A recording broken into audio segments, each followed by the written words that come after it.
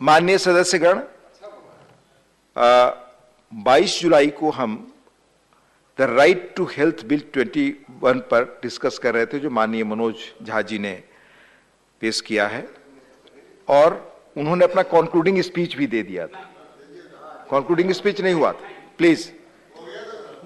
तो आप प्लीज नहीं, तो झा साहब आप अपना कंक्लूडिंग स्पीच दें, उसके बाद फिर फर्दर हम आगे प्रोसेस में।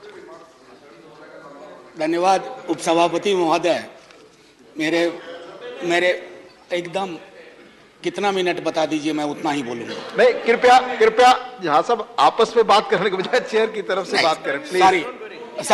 सर माफी चाहता हूं।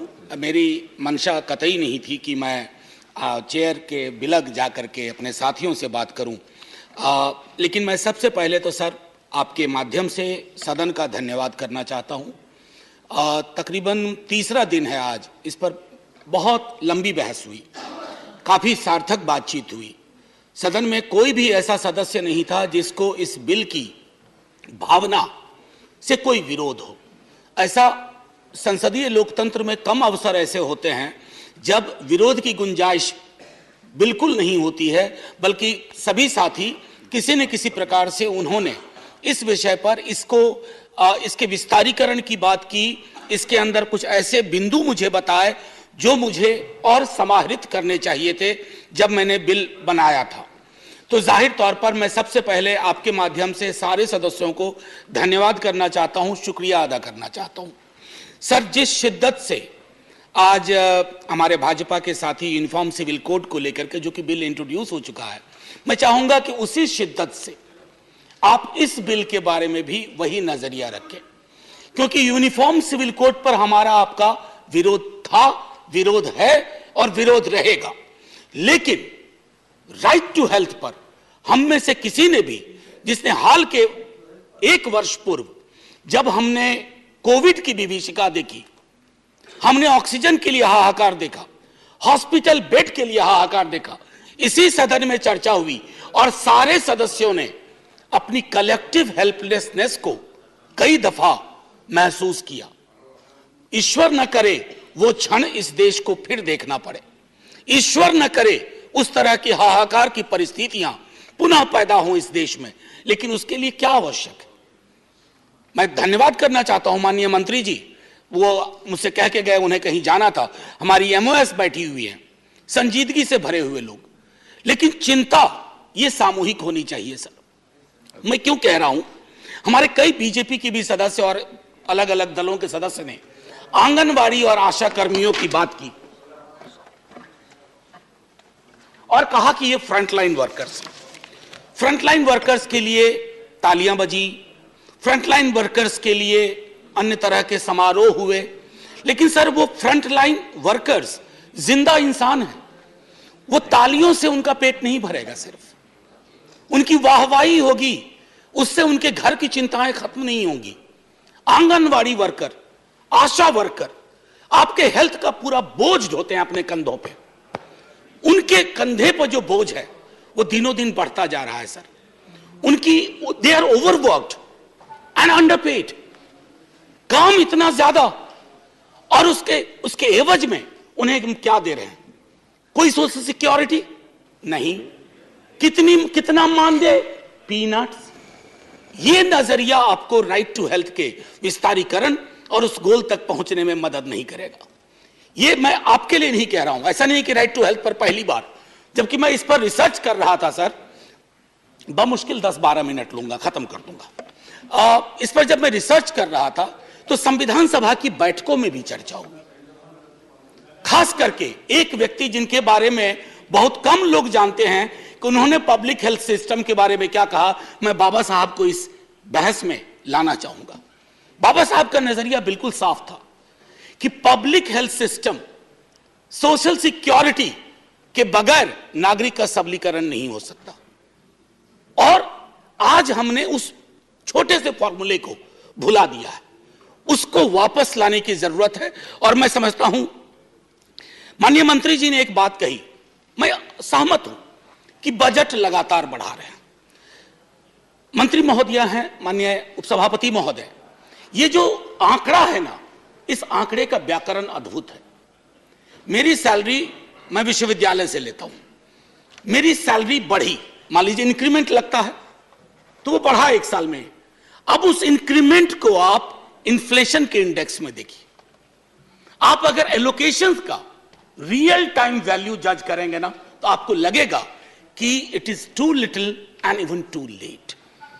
तो आंकड़ों को लेकर के कहेंगे कि यूपीए के दौरान इतना था, हमने इतना बढ़ाया, बाकी इंडाइसेस को सामने रखिए और तब कहिए। और दुनिया के गरीब गरीब मुल्क सर हमसे ज्यादा खर्च कर रहे हैं, हमसे गरीब हैं, लेकिन हेल्थ में उनका एक्सपेंडिचर हमसे ज्यादा है, क्योंकि वो जानते हैं कि जब तक पब्लिक हेल्थ पैरामीटर्स को दुरुस्त नहीं किया जाएगा, आप कितनों रेटोरिकल चीजें कर लें, वो जमीन पर कभी भी नहीं आ पाएंगी।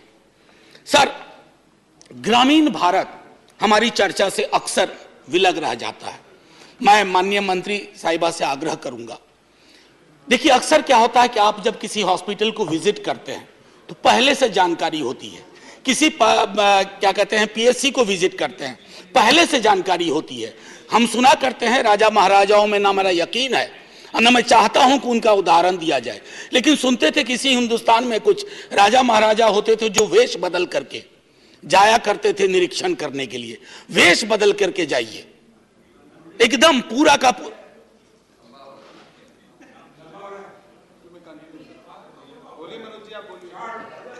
आप बोले, आप इधर चेयर की तरफ देखें प्लीज, आपस में एक माननीय उपसभापति महोदय, एक दो उदाहरण छोटा छोटा दूंगा।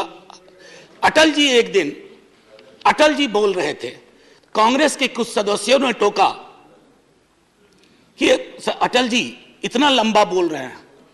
बोला, बिना प्रिपेयर करके आया हूं, प्रिपेयर करता तो छोटा बोलता, बिना प्रिपरेशन के बोल रहा। नहीं, जाहिर है सम्मान है उनके लिए। और मैं इसलिए कह रहा हूं कि मैंने पहले कह दिया था ज्यादा वक्त नहीं लूंगा। मैं जानता हूं आज शुक्रवार है, आप सबको कोई ना कोई एंगेजमेंट तुरंत बाहर होगा और मजबूरी है, पार्टी व्हिप है कि बैठना है। एनीवे, माननीय सभापति महोदय, तो ग्रामीण भारत को लेकर के जो मेरी चिंताएं थी, मैंने कहा, एक मैं अगर राइट टू हेल्थ अगर हमने इंश्योर कर लिया, मुझे याद है जब आरटीई की बात हो रही थी तब भी बहुत लोगों की आपत्तियां थी कि इससे क्या होगा, इससे क्या बदलाव आएगा। जब आप किसी चीज को इस तरह से लेजिस्लेटिव फ्रेमवर्क देते हैं तो उससे क्या होता है ना कि अन्याय जो लोगों के साथ दर बदर होता है अलग अलग स्तर पर। और मैं एक छोटा उदाहरण दूंगा, ये ऑक्सफैम की इंडिया डिस्क्रिमिनेशन रिपोर्ट, मैं इसको पढ़ना नहीं चाहता सर, मैंने मार्क किया था इसमें कि कई राज्यों में स्थिति है कि इन पेशेंट केयर में किस तरह का डिस्क्रिमिनेशन होता है, खास करके अगर आप अनुसूचित जाति, जनजाति, अत्यंत पिछड़े वर्गों से आते हैं या आमतौर पे आप गरीब हैं। अगर मैं वर्गीय श्रृंखला की बात करूं, ये विस्तार में ये रिपोर्ट बताता है। मैं माननीय मंत्री जी को ये रिपोर्ट भेज दूंगा ताकि आपके माध्यम से इस पर नजर पड़े तो इस पर कुछ चर्चा हो कि आखिर डिस्क्रिमिनेशन के कितने लेयर्स हैं और कैसे हम इम्यून होते जा रहे हैं। एक और चीज सर कह करके, what I wanted to actually say sir, जब मैंने कहा कि legislatively guaranteed right will make access to health legally binding and ensure accountability. दवाई की बढ़ती कीमतों के बारे में मैंने पहले भी कहा था, दोबारा कह रहा हूं, मेंटल हेल्थ, मानसिक रोग को लेकर के बहस में भी कम चर्चा हुई थी।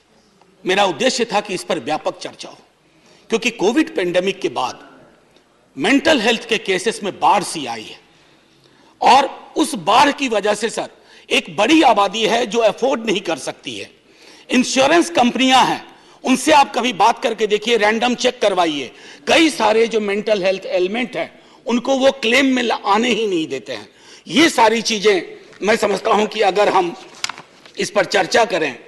फ्रंटलाइन वर्कर्स के बारे में मैंने आपसे कह दिया, सिर्फ इतना कहूंगा कि सुप्रीम कोर्ट ने भी अप्रैल 2022 में पेमेंट ऑफ ग्रेच्युटी एक्ट को कहा था एप्लीकेबल करो आंगनवाड़ी सेंटर्स में।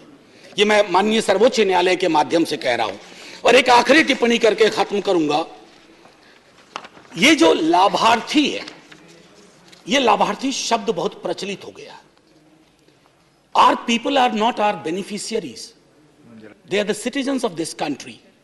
Part of the paradigm which is called welfare state. और वेलफेयर स्टेट में ये लाभार्थी की संज्ञा कि ये लाभार्थी, कोई लाभार्थी नहीं है सर। मैंने बार बार कहा इसी सदन में, बड़े कोई भी पार्टी, आजकल तो कंपटीशन चल पड़ा है, मुफ्त मुफ्त मुफ्त। अरे मुफ्त कुछ नहीं है, उसका टैक्स है, किसी भी फॉर्म में हो, आप उसके टैक्स का एक मिनिमम रिलीफ दे रहे हैं, इसको मुफ्त मत कहिए। और ये बेनिफिशियरी के नजरिए से मत देखिए, राइट के नजरिए से देखिए, अधिकार के नजरिए से देखिए।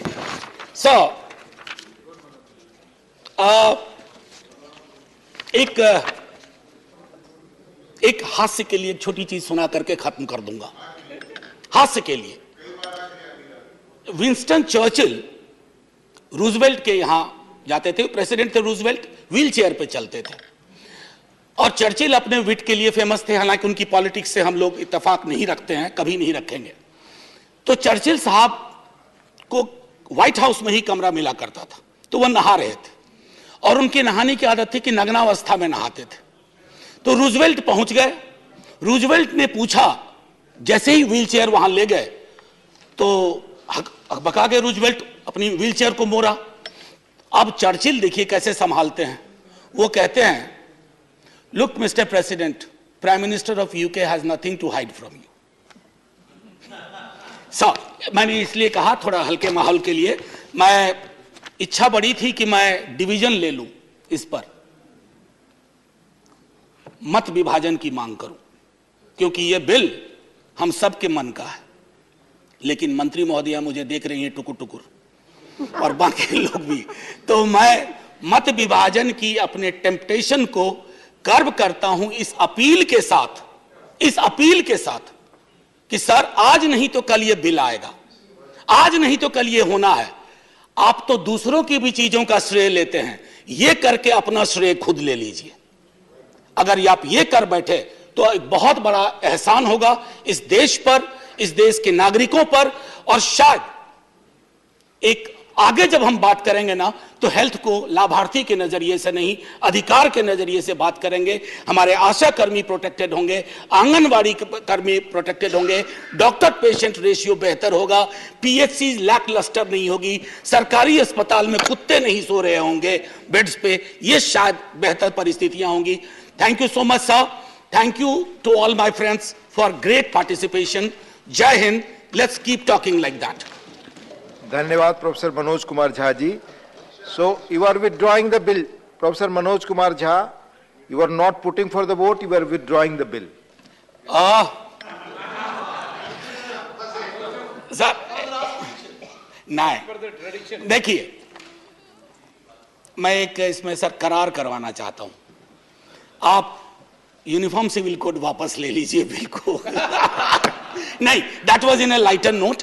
I must say I have spoken, my friends have spoken, Honorable Minister has spoken, and we have a general consensus. We'll take steps, but my only request is, let it not be baby steps.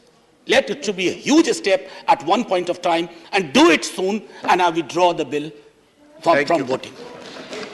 Has he leave of house to withdraw the bill? The bill is withdrawn. इस bill पर 15 लोग बोल चुके हैं और लगभग 4.5 घंटे से अधिक बहस हुई। धन्यवाद।